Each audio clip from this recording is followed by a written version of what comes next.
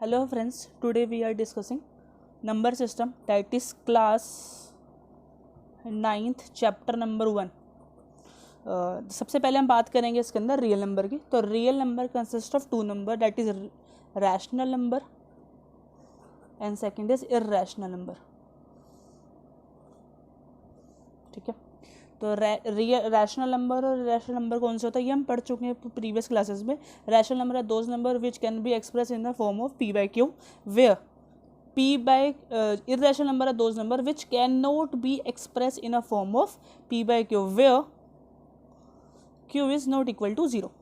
q is not equal to 0 because अगर q 0 के बराबर हो जाएगा तो वो नॉन डिफाइंड नंबर आ जाएगा हमारा. ठीक है, तो अब रैशनल नंबर के अंदर हम कुछ एग्जांपल्स लेते हैं, जैसे कि 2, 3, 4, 5, 2/3, 2.3, 6.5.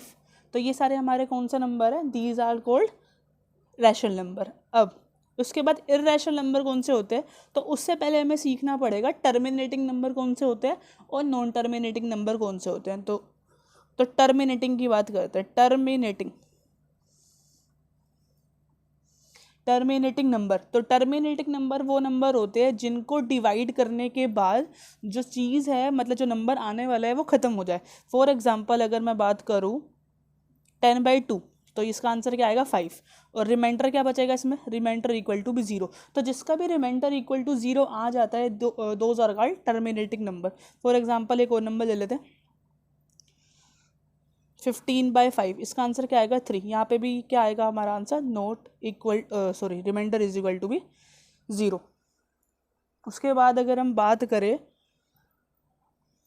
करते हैं हम 13 को 2 से डिवाइड करने की. अगर हम 13 को 2 से डिवाइड करते हैं तो हमारा आंसर कुछ आएगा 6.5, लेकिन तब भी आर मतलब रिमाइंडर 0 के बराबर आ जाएगा. मतलब फॉर एग्जांपल कि अगर हम 13 को 2 से डिवाइड कर रहे हैं तो सबसे पहले 6 पे जाएगा, 12 हो जाएगा, माइनस करेंगे 1 बचेगा, उसके बाद पॉइंट लगाएंगे, यहाँ पे 0, यहाँ पे 5 आ जाएगा और फिर ये खत्म हो जाएगा, रिमाइंडर 0 आ गया. तो जहाँ पे भी रिमाइंडर अगर आपका 0 आ गया, that mean it is called terminating number. अब फिर नॉन टर्मिनेटिंग क्या होगा? इसका वैसे वर्सा.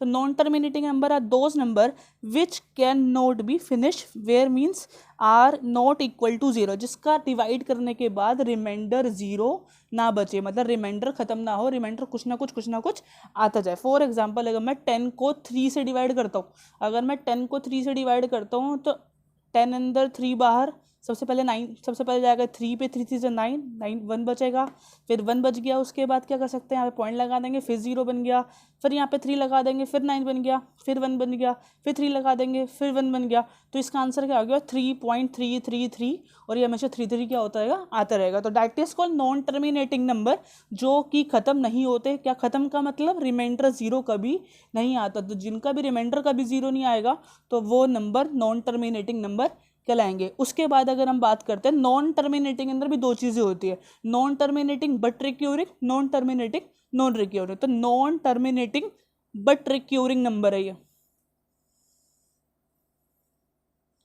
रिक्यूरिंग का मतलब होता है वो रिपीट कर रहा है. देखो यहाँ पे 33333, इसका मतलब ये नंबर क्या कर रहा है? दोबारा आ रहा है, पॉइंट के बाद सेम नंबर आ रहा है. तो अगर तो नंबर खत्म ना हो, मतलब रिमाइंडर 0 के बराबर ना आए, तो वो कहलाता है नॉन टर्मिनेटिंग नंबर. और अगर पॉइंट के बाद सेम ही नंबर आता जाए, जैसे यहाँ पे आया 33333, तो वो क्या होगा? Non terminating but recurring number. Recurring मतलब जो बार बार आ रहा है, टर्मिनेटिंग मतलब खत्म नहीं हो रहा, रिक्यूरिंग मतलब बार बार आता है. तो इसकी फॉर्म को क्या कह रहे हैं? इसको 3.333 ... मतलब इट इज नॉट डिफाइन कि इसके पास कितने 3 लग सकते हैं यहाँ पर. तो इसको हम रिप्रेजेंट करते हैं 3.3 के ऊपर बार. इस बार का मतलब है कि ये 3 खत्म नहीं हो रहा है. फॉर एग्जांपल अगर मैं कोई और एग्जांपल लूँ कि किसी का आंसर 2.27 आया है, इसका मतलब कि इसको अगर मैं बार की फॉर्म में लिखना लगूँ तो इसका आंसर आ जाएगा 2.27 के ऊपर बार. तो ये नंबर कैसे कहलाएगा? इट इज़ नॉन टर्मिनेटिंग, क्योंकि ये खत्म नहीं हुआ, इसका रिमाइंडर 0 नहीं आया, बट रिक्यूरिंग नंबर. ठीक है, तो जो 2 टाइप के नंबर मैं बता रहा हूँ आपको, सबसे पहले टर्मिनेटिंग नंबर, उसके बाद मैं बता रहा हूँ non terminating but recurring number. हमारे कैसे नंबर होते हैं? Are called rational number.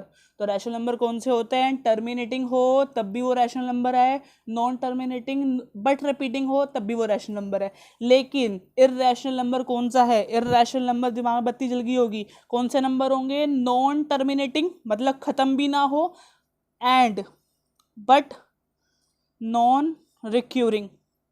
Non recurring मतलब सेम नंबर भी ना आए। फॉर एग्जाम्पल 1.010001 0001, इसका मतलब यहाँ पे मैं बार नहीं लगा सकता, तो ये खत्म भी नहीं हो सकता। फॉर नेक्स्ट एग्जाम्पल 2.34756789, कहीं भी बार नहीं लगा सकता, कोई भी नंबर सेम नहीं है और ना ही खत्म हो रहा है। देखो मैं पॉइंट लगा रहा हूँ, अगर आप एग्जाम्पल लिखते समय पॉइंट नहीं लगाओगे तो वो कैसा नंबर कहलाएगा?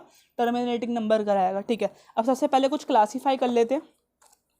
अच्छा, और एक दो एग्जांपल्स देख लेते हैं जो इंपॉर्टेंट है। फॉर एग्जांपल √4, तो √4 का आंसर क्या होता है? 2। √9 आंसर क्या होता है? 3। √25 आंसर क्या होता है? 5। लेकिन अगर मैं बात करूं √3, यहाँ लिख लेते हैं, अगर मैं बात करूं √3 की, और √3 कैसा है? इसका कोई रूट नहीं होता, इसका मतलब यहाँ पे जो नंबर है वो कैसा नंबर हो जाएगा? Irrational number. √2 हुआ है कभी? इसका कभी नहीं हुआ। √5, √7, √11, √13, तो ये सारे नंबर जो रूट के अंदर आते हैं, कौन से नंबर? प्राइम नंबर जब रूट के अंदर आ जाता है वो कौन सा कहलाता है?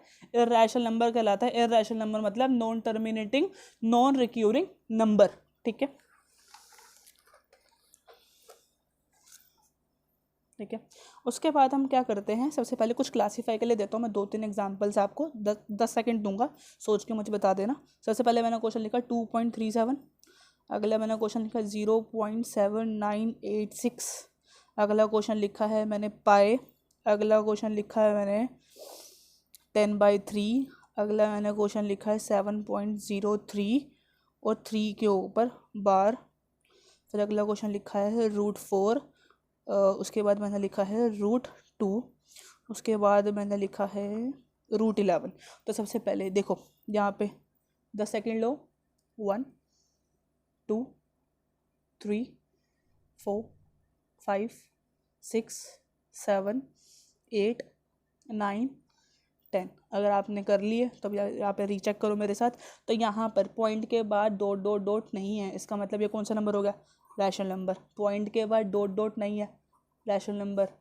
ये पाई की वैल्यू 55 में पड़ी होगी आपके 3.14 के बाद पॉइंट पॉइंट पॉइंट होते हैं, लेकिन हम उसको इग्नोर कर देते हैं। कभी भी हम सर्कल का फॉर्मूला लगाते हैं, सर्कमफ्रेंस का फॉर्मूला लगाते हैं, एरिया का फॉर्मूला, तो वी आर इग्नोरिंग डैट। लेकिन आंसर जो होता है 3.1456 करके कुछ होता है, तो इसका मतलब डैट इज इररैशनल नंबर। 10/3 मैंने अभी पीछे बताया, इसका आंसर क्या आएगा? 3.3333। That means it can be excess 3 की पावर बार। बार आते ही समझ जाओ किसी भी नंबर के ऊपर बार है तो वो कैसा नंबर है? Rational number. 3.07 के ऊपर बार, समझ जाओ बार देखते ही कैसा नंबर है? रैशनल। ये रूट सोल्व हो सकता है, 2 आ गया रैशनल। ये रूट सोल्व नहीं हो सकता तो इररैशनल। √11 सोल्व नहीं हो सकता तो इररैशनल। तो ये हमारा जो कॉन्सेप्ट हुआ ख़त्म, कौन सा? रैशनल और इररैशनल नंबर को क्लासीफाई करना। नेक्स्ट अब जो हमारा कॉन्सेप्ट होता है रूल्स, किसके? प्लस और माइनस के रूल्स कैसे होते हैं रूट्स के अंदर।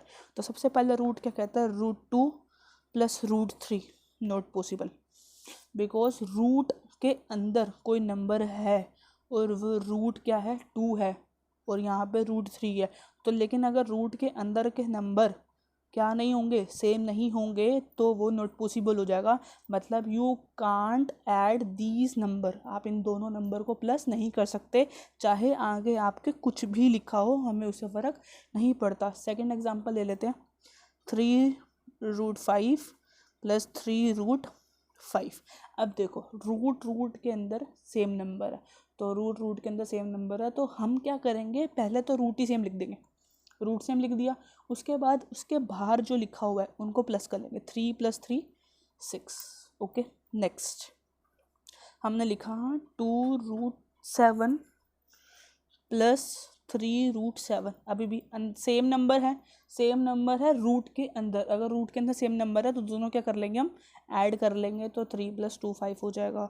नेक्स्ट करते हैं हम इसके अंदर रूल, जैसे कि मैंने बोला यहाँ पे √5 प्लस में 2√5। अब हमें क्या लगेगा कि सेम नंबर है तो प्लस तो हो सकते हैं, मतलब तो प्लस कर लो। अब 2 यहाँ पे तो कुछ भी नहीं है, अगर कुछ नहीं है तो यहाँ पे 1 है, इसका मतलब जिस भी रूट के आगे कुछ नहीं होता उसका आगे 1 होता है। 2 + 1 दैट इज़ 3। अगला क्वेश्चन करते हैं। अगले में लिखा हुआ है √2 + √8। हम क्या देखेंगे, ये √2 है, ये √8 है, तो हम क्या कर देंगे, नॉट पॉसिबल लिख देंगे। बट ये गलत है। मैंने आपको ध्यान से सुनी हो अगर मेरी वीडियो, मैंने क्या बोलता, रूट के अंदर क्या होते हैं, प्राइम नंबर, लेकिन 8 is not a prime number. तो अगर रूट के अंदर 2, 3, 5, 7, 11, 13 अगर नहीं आता, कुछ और नंबर आता है, तो प्लीज़ आप उसको सबसे पहले क्या लेंगे, एलसीएम। एलसीएम लेंगे 2, फिर 4, फिर 2, फिर 2, फिर 2, फिर 1। अब ये रूट का मतलब क्या होता है, रूट का मतलब स्क्वेयर रूट होता है। तो स्क्वेयर रूट हमने 8th क्लास में पढ़ा था, एनसीईआरटी में 8th चैप्टर है 8th क्लास पे, ठीक है। तो यहाँ पे रूट है मतलब 2 की पेयरिंग हो गई, 2 की पेयरिंग हो गई तो 2 बाहर आ गया और ये 2 बच गया जिसकी पेयरिंग नहीं हो पाई, तो इसके रूट अंदर आ जाएगा। प्लस ये √8 की जगह हमने लिखा है 2√2, क्योंकि 2 यहाँ से पेयर बन के बाहर आ गया। अगर यहाँ पे 3 होता तो 3 बाहर लिखता और ये रूट बच जाता 2, तो ये रूट के अंदर आता। जो भी पेयर नहीं बन पाएगा वो इस जेल के अंदर रहेगा। प्लस में √2, तो 2 √2 प्लस में प्लस हो सकते हैं 2 और आगे कुछ भी नहीं है तो मतलब 1, तो 3√2 इज द आंसर।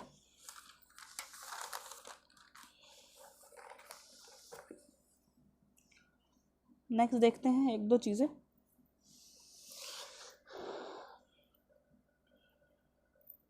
जैसे कि √5 प्लस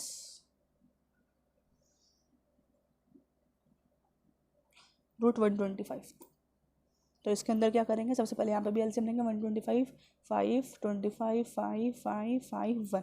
तो फिर से पेयरिंग बन गई 5 की, 5 √5 + 5 रूट का। तो आंसर क्या हो जाएगा, यहाँ पे 1 है, यहाँ पे 1 होगा, ये 5 हो गया, 6√5 आंसर आ गया इसका, ठीक है। जैसे ही हमने प्लस के करे हैं वैसे ही माइनस के भी कर सकते हैं। अगर हम सब्ट्रैक्ट के देखें सेम ही रूल हैं। 2-3 क्वेश्चन आपको करके दिखा देता हूँ। √3 प्लस माइनस बोला तो माइनस करने पर √3, ठीक है। दोनों रूट के सम है तो इसका मतलब माइनस हो सकता है। ये 2 है, इसके आगे कुछ नहीं है तो मतलब 1 है, 2 में से 1 गया तो 1√3, ठीक है। 1√3 को हम बोल सकते हैं √3 भी, दोनों ही आंसर ठीक है। नेक्स्ट क्वेश्चन करते हैं। 3√5 - 4√5। ये मैंने इसलिए लिया तो कि आप इंटीजर को एक बार ध्यान रखें। √5 इसका मतलब प्लस माइनस हो सकते हैं, दोनों के रूल सेम है। जो भी रूल प्लस का है वही रूल माइनस का है, कंफ्यूज नहीं होना है। तो √5 3 में से 4 गया, 3 में से होगा प्लस माइनस साइन बढ़ेगा, तो बड़ा कौन है, 4 बड़ा है तो माइनस का निशान लगेगा, 1 आएगा √5। तो आंसर आ गया -√5, ठीक है। और 2-3 चीज़ें देख लो। 2√3 - √3, आगे भी माइनस लगा लेते हैं तो माइनस माइनस क्या होता है, प्लस हो जाता है। इसका कुछ नहीं तो 1 लगा लो। √3 प्लस माइनस हो सकते हैं तो -√3। तो मतलब इंटीजर सेम फंक्शन करेंगे। जो भी इंटीजर्स के प्लस माइनस है तो उसके अकॉर्डिंग देखना है। रूट के अंदर सेम होगा तो ही प्लस माइनस हो सकते हैं, अदरवाइज नहीं हो सकते हैं। रूट के अंदर अगर प्राइम नंबर नहीं है तो प्लीज़ उसका एलसीएम लेना है आपको और 2-2 की बेयरिंग करके उसको बाहर निकालना है। नेक्स्ट आते हैं हमारे रूल प्रोडक्ट के। प्रोडक्ट के रूल अगर हम लगाएं तो प्रोडक्ट का पहला रूल √2 × √2 दैट इज़ 2। इसका मतलब क्या होता है कि यहाँ पे √2 है, यहाँ पे भी √2 है। अगर रूट के अंदर सेम चीज़ें हैं तो उनके रूट ख़त्म हो जाते हैं। नेक्स्ट वैसे ही समझाता हूँ। √3 × √3 दैट इज़ 3। अगर आपको उसकी एक्सप्लेनेशन चाहिए तो वो भी 2 मिनट में देख लो।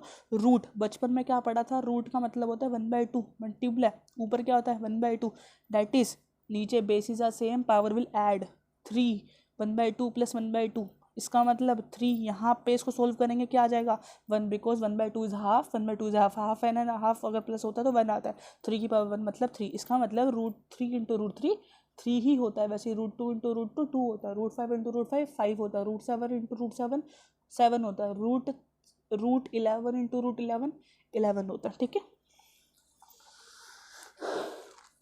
उसके बाद अगर सेम नंबर नहीं है तो क्या होगा, जैसे कि √2 × √3, तो यहाँ पे नॉट पॉसिबल नहीं करना। रूट के अंदर सेम हो ना हो, मल्टीप्लाई में फ़र्क नहीं पड़ता, तो डेट इज़ √6, ठीक है। अब नेक्स्ट रूल क्या कहता है, नेक्स्ट रूल कहता है कि बाहर वाला बाहर से मल्टीप्लाई होगा, अंदर वाला अंदर से मल्टीप्लाई होगा। मतलब 2 × 4 हो जाएगा 8 और √3 × √5 हो जाएगा √15, ठीक है, तो आंसर होगा 8√15। एक और एग्जांपल ले लेते हैं इसी का ही, 7√3 मल्टीप्लाई 2√4, नहीं 4 नहीं ले सकते, 2 ले लेते हैं, ठीक है। 7 × 2 इज़ 14 और √3 × √2 दैट इज़ √6, तो 14√6 इज द आंसर। नेक्स्ट हम क्या करते हैं कि 7√2 मल्टीप्लाई में 2√2, अब क्या होगा, बाहर वाला बाहर से, 7 2 14, ठीक है। √2 × √2, √4 नहीं होता है, 2 होता है, √2 × √2 2, तो ये क्या बन गया, 28 इज दी आंसर। क्या बन गया, 28 इज आंसर। एक दो चीज़ और देख लेते हैं, 7√3 मल्टीप्लाई सिर्फ √3, तो 7 इधर कुछ नहीं होता मतलब 1 है, 7 को 1 से मल्टीप्लाई करा that is 7, √3 × √3 that is 3, that is 21। तो आज हमने क्या कर लिया, आज हमने इंट्रो देख लिया, आज हमने रैशनल और इरैशनल नंबर की पहचान देख ली, उसके बाद हमने एडिशन, सब्ट्रैक्शन और प्रोडक्ट के रूल्स कर लिए। नेक्स्ट क्लास में हम इसमें आगे मल्टीप्लाई, ब्रैकेट के अंदर मल्टीप्लाई कैसे करेंगे वो सीखेंगे। तो प्लीज़ बने रहिए, सब्सक्राइब करिए, लाइक करिए, बेल आइकन को हिट करिए, और प्लीज़ मेरे चैनल के लिए, नॉलेजेबल वीडियोस के लिए please please please in videos को शेयर करें अपनी क्लास के अदर स्टूडेंट्स के साथ please. Thank you so much. तब तक के लिए टाटा बाय बाय।